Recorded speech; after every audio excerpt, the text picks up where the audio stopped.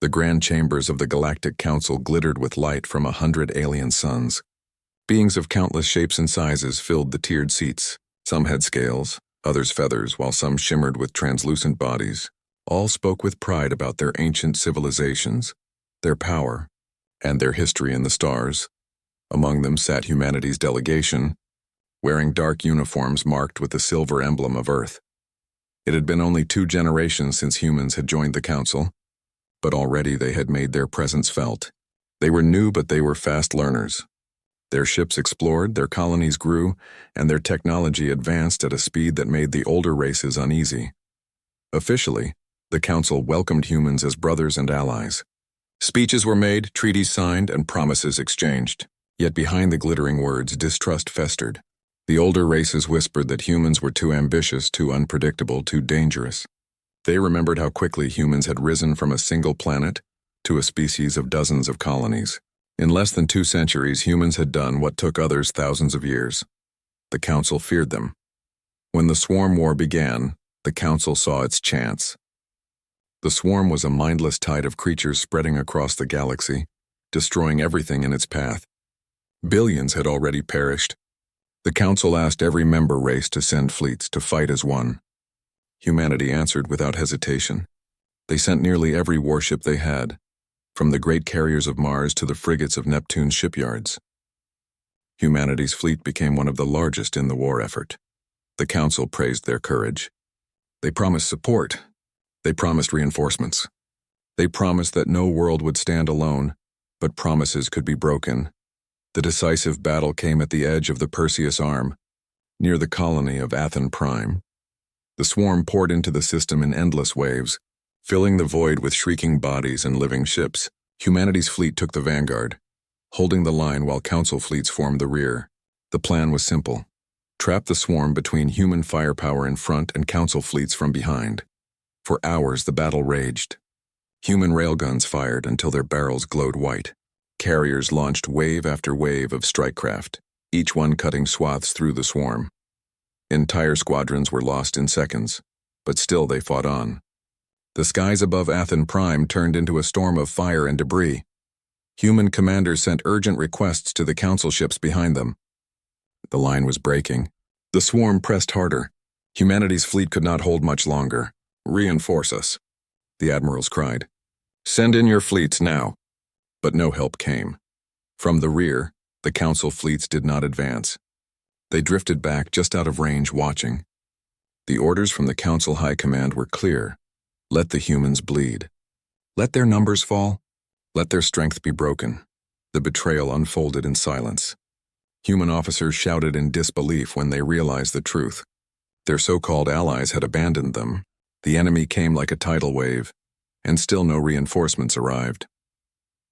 On the flagship Sol's Pride, Admiral Marcus Hale stood at the command deck, his face pale but his voice steady. "We have been betrayed," he said quietly to his crew. "The Council has left us to die." Around him, young officers clenched their fists, eyes burning with anger. Some wept, others swore they would make the galaxy remember this day. Yet there was no time for grief. The swarm pressed in, endless and merciless. Humanity fought on, every ship blazing like a burning torch in the void. Cruisers rammed into living leviathans, detonating their cores to take the monsters with them. Destroyers shielded carriers with their own bodies, breaking apart under fire so others could escape. Pilots flew until their ammunition was gone, then hurled their ships into the swarm in final acts of defiance. The colony of HFY was lost. Its surface burned under the shadow of the enemy. Its cities crumbled and its people vanished into the fire. Out of nearly 1,000 ships, less than 200 broke free from the trap. They fled through hidden warp routes carrying survivors and wounded. Behind them, the swarm fed on the wreckage of humanity's fleet, while the Council quietly closed their records, pretending the humans had fallen in noble sacrifice. But the survivors knew the truth. When the shattered fleets returned to the solar system, grief consumed Earth and her colonies. Billions had been lost not only to the swarm but to the betrayal of supposed allies. The halls of government shook with outrage. Families cried for sons and daughters who would never come home. Veterans swore oaths of vengeance in the ruins of their ships. The council sent envoys wearing polite smiles and carrying empty condolences. They spoke of tragedy, of the cruelty of the swarm, of the bravery of humanity. They did not speak of their betrayal.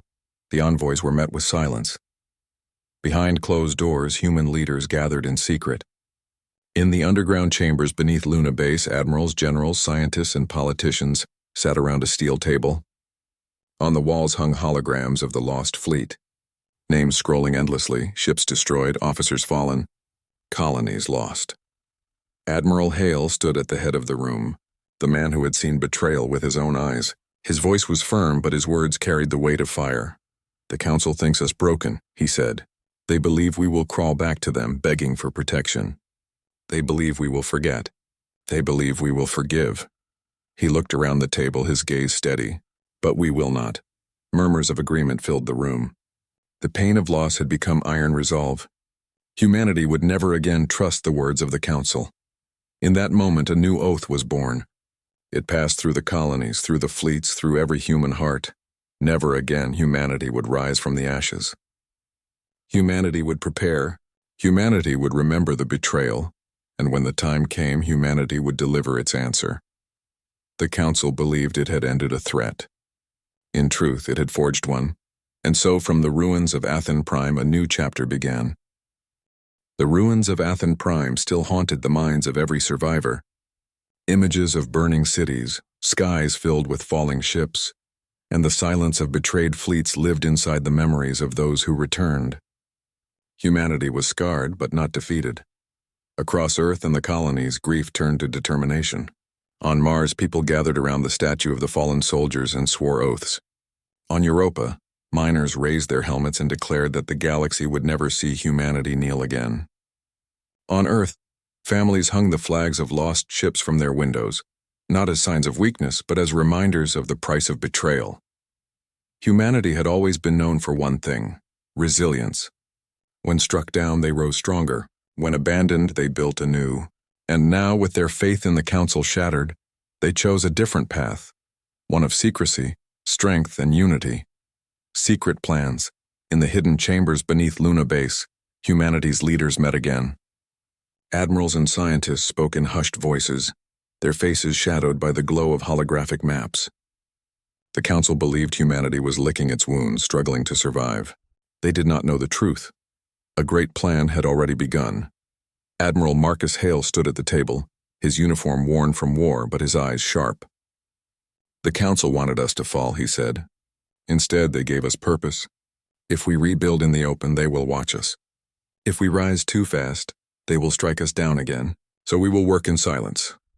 Dr. Ilara Voss, one of humanity's brightest engineers, leaned forward. "Our old designs are not enough. The enemy grows stronger every cycle. If we fight them with what we had, we will lose again. But I have ideas, new engines, new weapons. We can create something the galaxy has never seen." The room fell silent. Everyone knew what she meant. Humanity was about to step beyond the limits of science the council had allowed. Hale gave a single nod. "Then we begin at once." Building in the shadows, the solar system became a forge. On the far side of the moon, shipyards expanded underground, hidden from council eyes. On Titan, factories disguised as research stations built armor stronger than any alien alloy. In the asteroid belt, entire colonies vanished from official records, turning into secret bases. Every worker, every scientist, every pilot understood the risk. If the council discovered the truth, they would strike again. But no one hesitated. They had lost too much to fear anymore. Children grew up hearing stories of betrayal, and instead of despair, they felt pride. They dreamed of becoming captains, engineers, or soldiers in the fleet that would rise again. The phrase "never again" was painted on walls, carved into ships, and whispered before every launch. Slowly, the first of the new ships began to emerge. They were not like the old vessels that had perished at HFY. These were sleeker, faster, armed with weapons no alien had ever faced. One of the first was the battleship Iron Resolve. Its hull was layered with armor that could bend enemy fire. Its cannons fired projectiles so fast they could pierce the shields of council cruisers. Watching it rise from the hidden docks of Mars filled every worker with pride. "Let the council call us weak," one engineer said, tears in her eyes. "When they see this, they will know the truth." The face of loss, but even as ships were built, grief remained. Families of the fallen still mourned. Veterans carried scars, both on their bodies and in their hearts. Some nights, Admiral Hale himself dreamed of the screams aboard burning ships, of young officers begging for reinforcements that never came. In one such dream, he saw SCIFI-Prime again, its skies red with fire. He awoke in his quarters, his hands trembling. Yet when he looked at the wall beside his bed, where the names of his lost crew were written, he found strength. "I will not fail you again," he whispered. Across the colonies, memorials stood tall. People placed flowers, candles, and flags. But unlike the old wars of Earth's past, these memorials did not divide humanity. They united it. No matter where someone was born, on Earth, Mars, or a faraway moon, they felt the same wound and the same determination. For the first time in history, humanity stood as one. The mask of loyalty. While the hidden fleets grew, humanity played a careful game. In the halls of the Galactic Council, human diplomats still wore polite smiles. They spoke of peace, of rebuilding, of friendship. They allowed the Council to believe the lie that humanity was broken, struggling, desperate for help. Ambassador Rena Solari, a woman known for her calm voice and sharp mind, carried this role with perfection. She listened to the words of alien leaders, nodded at their false kindness, and hid the fire in her heart. At one council meeting, a reptilian elder spoke proudly. "The humans have suffered greatly, yet they remain loyal. Truly, they are a humble people." Rena bowed her head respectfully. Inside, her mind whispered, "One day you will see how humble we truly are." Whispers of hope years passed. The swarm continued its spread across distant stars, consuming weaker civilizations. The council still debated endlessly, arguing about borders and pride. They never noticed how silent the humans had become. On the edges of explored space, strange rumors began to appear. Traders spoke of ghost fleets, ships that appeared and vanished without leaving a trace on scanners. Colonies whispered of human vessels testing weapons that bent light and tore through space. The council dismissed the rumors as nonsense. But among humans, these whispers spread hope. People knew that their fleet was not just rebuilding, it was transforming into something unstoppable. Children born after the war grew up in this new age of secrecy. They learned to work with machines, to fly simulators, to repair engines. Their games were not of peace, but of preparing for war. For them, betrayal was not a story from the past. It was a lesson carved into their blood. The oath renewed. One evening, beneath the dark skies of Mars, Admiral Hale stood before thousands of new recruits. Behind him, the unfinished hulls of warships loomed, glowing with the fires of construction. The recruits were young, their eyes bright, their uniforms still fresh. Hale's voice carried across the silent field. "You know why you are here. You know what was taken from us." The council thought humanity would break. But look around you.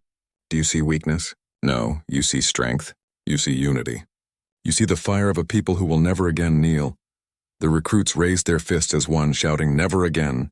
The words echoed against the steel of the shipyards, a promise that reached every corner of the solar system. A hidden future. By the end of that decade, the hidden fleet had grown vast. Battleships, carriers, and frigates rested in silence, waiting for the day they would be unleashed. Weapons tested in secret now lay hidden, ready to change the balance of power in the galaxy. The Council still believed humanity was weak. They still believed Earth was broken. They still believed their betrayal had succeeded. They were wrong. Humanity was no longer just rebuilding. They were preparing.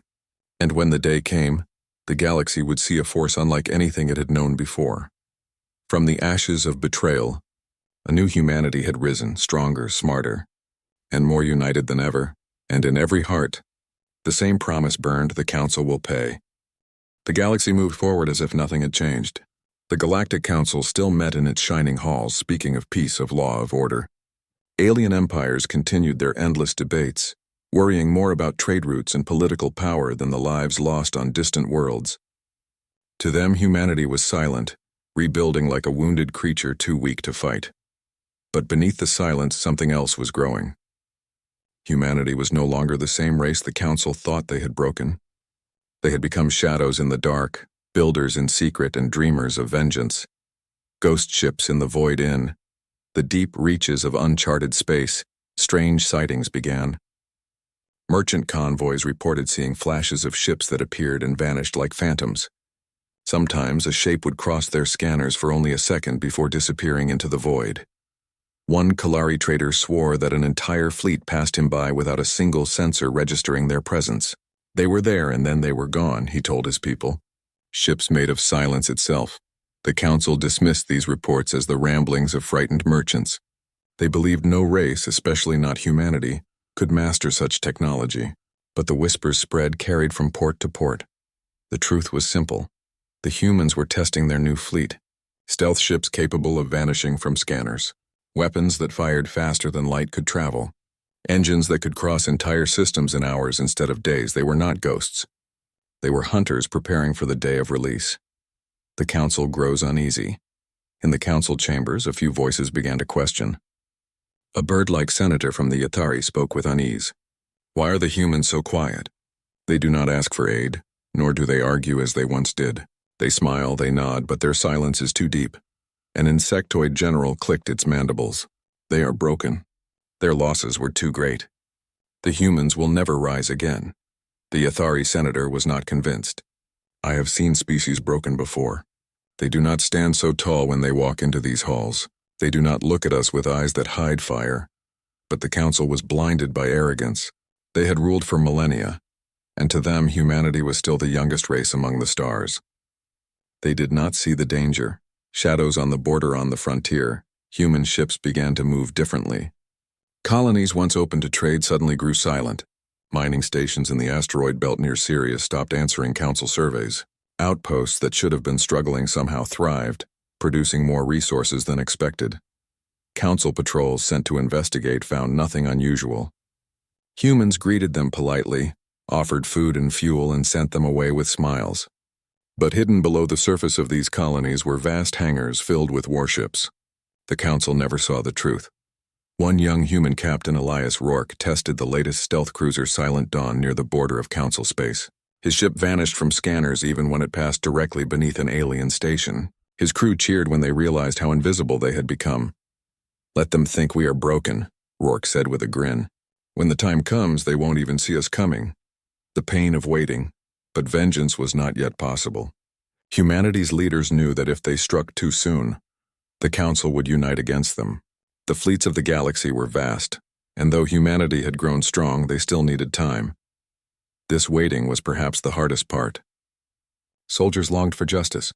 Families of the fallen wanted revenge now, not later. The memory of Athen Prime burned in every heart. Admiral Marcus Hale carried this burden more than anyone. He walked the halls of Luna Base at night, staring at the stars. Patience, he told himself again and again. We must wait until the blade is sharp. In his private office, the names of the dead still glowed on the walls. Sometimes he touched the screen, tracing the names of his lost crew. Your vengeance will come, he whispered.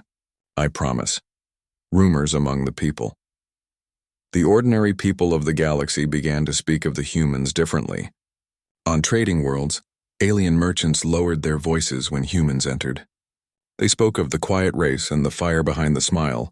Some feared them. Others admired them.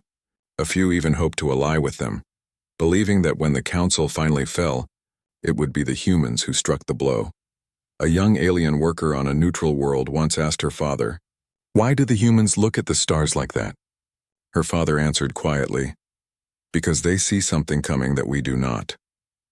The test of fire human engineers knew their weapons worked in theory, but theory was not enough. They needed proof. So the Admiralty ordered a secret mission against a band of raiders near the edge of the Orion Spur. These raiders had plagued human colonies for years, stealing, burning, and killing.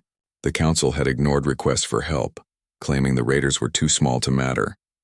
Humanity now decided to use them as the first test. The fleet that launched was small, 3 stealth cruisers, 2 frigates, and 1 carrier.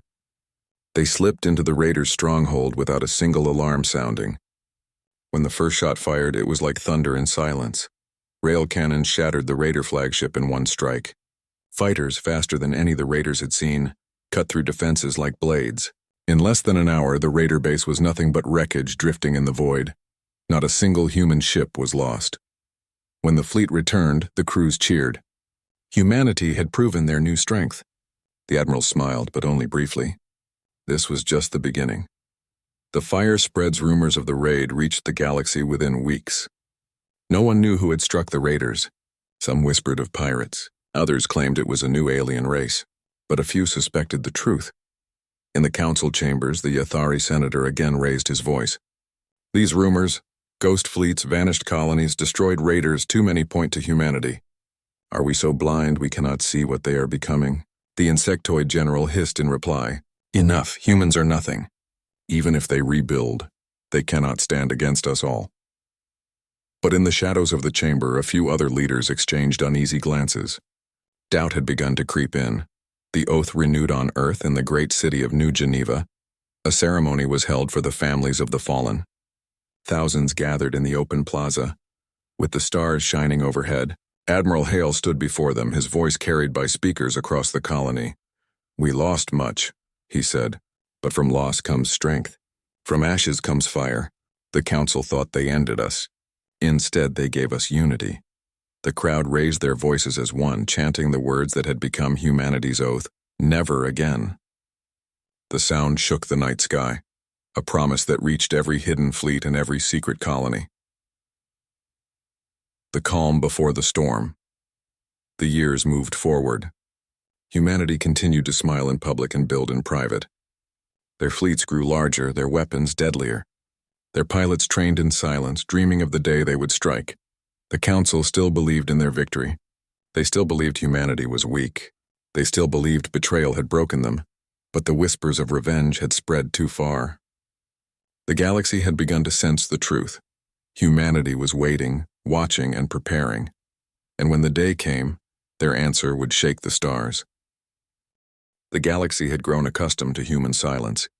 The council believed humanity had finally bowed to their power, hidden behind polite smiles and diplomatic pleasantries.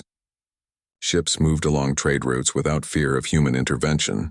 Colonies thrived under the illusion of protection from the council's rule. But beneath that calm, a storm was gathering. Humanity's fleets had reached their full strength. Every ship, every weapon, every trained pilot waited in silent readiness. The council had underestimated humanity once, and they would not survive the second time. The signal on Luna Base, Admiral Marcus Hale stared at the star maps projected before him. Lines of red and orange traced the council's fleets across the galaxy, highlighting weaknesses and blind spots. His crew moved efficiently, checking weapons, engines, and shields. Every detail mattered. Every calculation could decide the fate of countless worlds. Beside him, Captain Elias Rourke adjusted the settings on Silent Dawn, their stealth cruiser ready for action. They'll never see us coming, he said with a grim smile. And when we strike, they'll know exactly who they underestimated. Hale nodded, feeling the weight of history pressing down on him. Tonight, he said, we begin. The Council will remember the cost of betrayal. Emergence from the Shadow's human ships began to leave their hidden bases one by one. They emerged from secret warp corridors, slipping past patrols as if the void itself had swallowed them. The fleet's stealth technology ensured that the first sign of movement would only appear when it was too late. Across the galaxy, the Council remained unaware. Diplomats smiled, merchants traded, and fleets patrolled the familiar routes. They had no idea that a hidden human armada had formed in silence, its numbers far greater than any enemy the galaxy had faced. On the front lines, human commanders communicated through encrypted channels. All units report, Hale ordered. One by one, responses came, confirmations of readiness, weapons charged, crews at battle stations. The fleet was ready to strike with precision and fury. The first blow, the initial target, was the Outer Council defense stations near the Arcturus system. These stations controlled access to vital trade lanes and were lightly defended compared to the Central Fleet armadas. Human ships appeared out of nowhere, emerging from stealth in coordinated waves. Rail cannons tore through station defenses. Plasma torpedoes exploded in the void, shattering shields that had never been tested in real combat. Fighters swarmed the stations, disabling weapons and capturing control points. The Council fleet in the sector scrambled, but human tactics were faster and smarter. Using their advanced engines, they outmaneuvered even the largest cruisers. Every strike was calculated, precise, and devastating. By the time the Council realized the attack was human, it was already too late. On the flagship Iron Resolve, Admiral Hale observed the destruction with cold satisfaction. "We fight not just for revenge," he said to his officers, "but for the right to be remembered as equals." Every shot counts. Fear in the Council news of the attack spread faster than the fleet itself. Communication relays reported entire stations destroyed or captured. Worlds that once mocked humanity now panicked, realizing the humans had become a force the Council could not ignore. Inside the Council's chambers, panic replaced arrogance. Alien leaders shouted over one another, demanding answers. How had humanity grown so strong? Why had they hidden their fleet? And most importantly, could they be stopped before the damage became irreparable? The Athari senator, who had always warned of human potential, stood up and shouted over the chaos. "We dismissed them once. We cannot make the same mistake again. Humanity is no longer weak, they are a storm." But the words fell on deaf ears. The insectoid general hissed angrily, refusing to accept what he had failed to see. "Impossible," he snapped. "We have fleets across the galaxy. How can they strike so quickly?" Hale smiled grimly as he listened to the reports.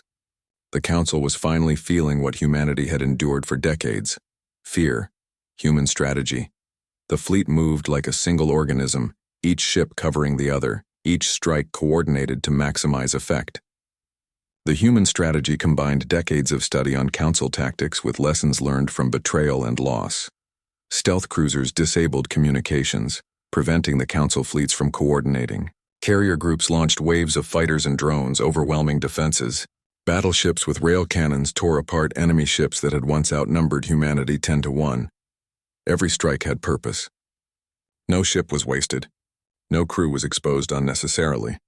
Humanity's vengeance was not blind fury. It was precise, calculated, and unstoppable. Worlds liberated as the fleet advanced. Humanity began liberating colonies previously under Council control. Systems that had lived in fear now cheered as human ships arrived. Local populations were inspired by humanity's courage, ready to stand with them in rebellion. On the colony of Selene Prime, children waved flags as human fighters landed. Elderly veterans, long forgotten by the Council, saluted the arrival of the fleet. "They have come for us," one colonist whispered. "We are not alone anymore." These liberated worlds also provided resources and reinforcements for the fleet, allowing humanity to expand its campaign without overextending. Every victory strengthened their position. Every liberated colony added to the legend of humanity's power. The Council strikes back. The Council finally gathered its main armada, intending to crush humanity before they could gain more ground. Over 1,000 ships moved to intercept the human fleet near the Orion Spur, but humanity was ready. They anticipated every maneuver, every strategy the Council could employ. Human ships formed defensive grids, luring Council cruisers into traps. Fighters swarmed in patterns that made larger ships vulnerable to rail cannon strikes. The battle was fierce, but human ingenuity prevailed. By exploiting weaknesses in enemy shields and weapon systems, the human fleet turned the tide in minutes. Council ships fell like dominoes, their fleets scattered and disoriented. Hale's voice rang across the fleet. "Hold formation.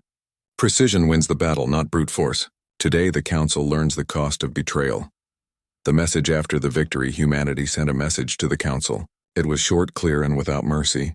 "We remember your betrayal. We are no longer the weak race you abandoned.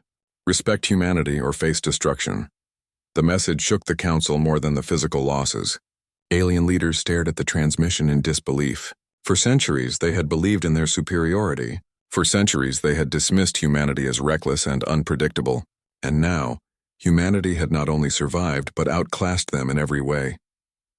The turning point across the galaxy, the Council began to lose control. Worlds once loyal to them began to question their leadership. Some even sent envoys secretly to humanity, hoping to avoid the wrath they feared. For the first time, humans did not ask for permission or approval. They were not pleading for recognition.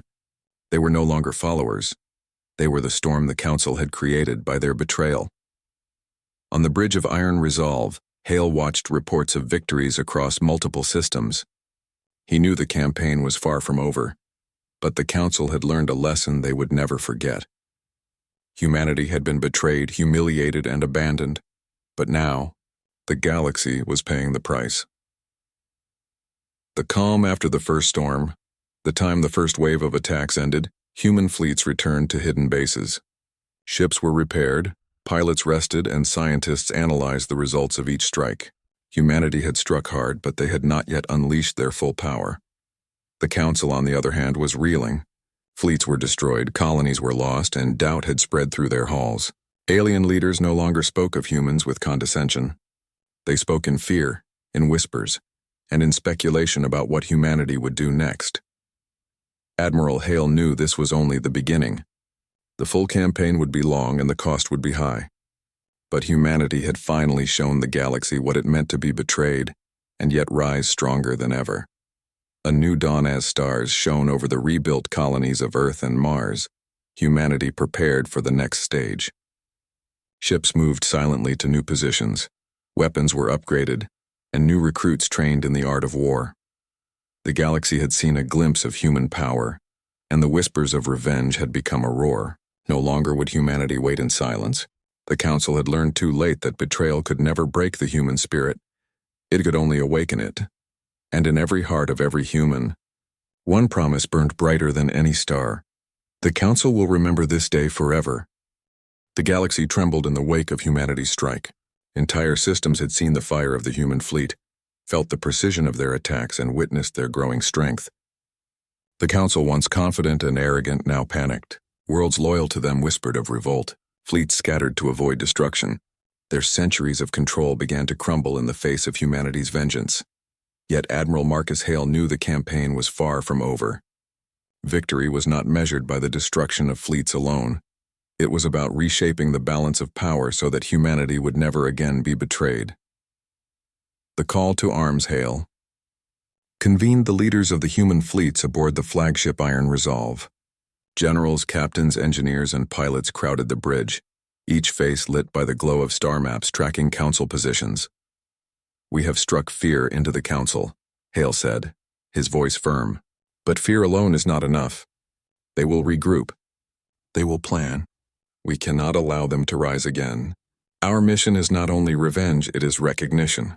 Every system, every fleet, every counselor must acknowledge humanity's place in the galaxy." Captain Elias Rourke nodded. "The fleets are ready, Admiral. All ships armed, all pilots trained, all crews prepared. Humanity will not hesitate." Hale looked out at the stars beyond the viewport. "Then we move forward. The galaxy will remember this day forever." The final campaign begins. The human fleet emerged from stealth across multiple systems simultaneously. Each wave was precise, coordinated, and unstoppable. Council armadas attempted to intercept, but the humans had already studied every tactic, anticipating each move. Destroyers raked through capital ships. Rail cannons tore through shields, and stealth cruisers disabled communications. Council soldiers faced an enemy far stronger and smarter than they had ever imagined. Humanity's strike was not only physical, it was psychological. Every victory sent a message. Betrayal would no longer go unanswered. In the Arcturus system, human carriers unleashed squads of fighters that swept through Council fleets with unerring precision. Entire squadrons of alien ships surrendered, unable to comprehend the sudden and overwhelming strength of humanity. Worlds rising beyond the battlefields. Colonies once under Council control now rose in support of humanity. Planets that had been oppressed, exploited, or ignored rallied to the human banner. They offered resources, fleets, and manpower. On the planet Selene Prime, human and alien workers labored side by side to repair ships and expand military bases. Children trained in simulators, learning the skills needed to defend their homes. Every victory inspired more systems to join humanity's cause, spreading a network of loyalty and strength. In every liberated system, the message was clear. Humanity was no longer a race to be underestimated. They were protectors, warriors, and avengers all at once. The Council's last stand realizing the threat, the Council assembled their remaining fleets for a decisive confrontation near the Orion Spur. Over 1,000 ships converged, hoping to crush humanity in one decisive battle. But humanity had already anticipated this. Fleets moved in perfect coordination, striking from angles no Council officer had predicted. Stealth cruisers disabled the Council's communications, While rail cannon volleys shattered their heavy cruisers, fighters swarmed, outnumbering even the largest council carriers. The battle was fierce, but human ingenuity and planning prevailed. Each loss was minimal, each gain decisive. By the end of the engagement, the Council's main armada lay in ruins. Ships drifted helplessly in space, while surviving crews fled in confusion. On the bridge of Iron Resolve, Admiral Hale watched the aftermath. "We have given them a choice," he said. "The rest is up to them. Respect humanity, or face total defeat." The Council concedes. For the first time in their long history, the Council leaders found themselves pleading. Alien emissaries arrived aboard human ships offering negotiations, treaties, and promises of peace. They admitted their fear of humanity's power, their respect for human ingenuity, and their recognition of past mistakes. Hale listened to their words but gave only one condition: acknowledgement. Humanity would no longer be ignored, underestimated, or betrayed. They demanded equality in the Council, fair treatment of their colonies, and respect for their sovereignty. When the Council leaders agreed, humanity had achieved more than revenge. They had secured a place of permanent respect in the galaxy. A new era, with the Council subdued, humanity began to rebuild and reshape the galaxy in their image, not through tyranny but through justice and strength. Colonies were unified, trade routes secured, and fleets maintained to prevent any future betrayal. Admiral Hale addressed the people of the colonies via holo transmission. "We have faced betrayal, loss, and pain, but through it all, we have proven that humanity does not bend, does not break, and does not forget. Today we stand as equals among the stars. Let this era be remembered as the dawn of a new chapter, where humanity's voice will never again be silenced." Across the galaxy, humans and allies celebrated. Ships fired salutes into the void, and stars themselves seemed to shimmer brighter as hope and pride spread across systems. Legacy of Revenge. The story of betrayal at Athon Prime became legend. Histories recorded not only the Council's treachery, but also humanity's rise from near destruction to galactic power. Children learned the tale as both warning and inspiration, teaching future generations that unity, intelligence, and courage could overcome any betrayal. On Earth, monuments were built to honor those who had fallen, and fleets were named after the lost heroes. Each vessel carried not only weapons but the memory of sacrifice, the fire of vengeance, and the hope of peace. Even centuries later, humanity's fleets remained vigilant. They had proven their strength once, and they were ready to prove it again if ever betrayal arose. Final words: in his quarters aboard Iron Resolve, Admiral Hale looked out at the stars, reflecting on the journey. From betrayal to vengeance, humanity had endured more than any species could imagine, but they had emerged stronger, wiser, and united. He spoke quietly to himself, or perhaps to the memory of those lost. "We remember, we honor, and we will never bow again." Across the galaxy, that promise echoed in the hearts of every human. The Council had learned the cost of betrayal, and humanity had delivered a lesson that would be remembered for generations. Betray humanity, and you will face the fire you once tried to extinguish. And in that fire, humanity stood taller than ever, a beacon of strength, resilience, and unwavering resolve.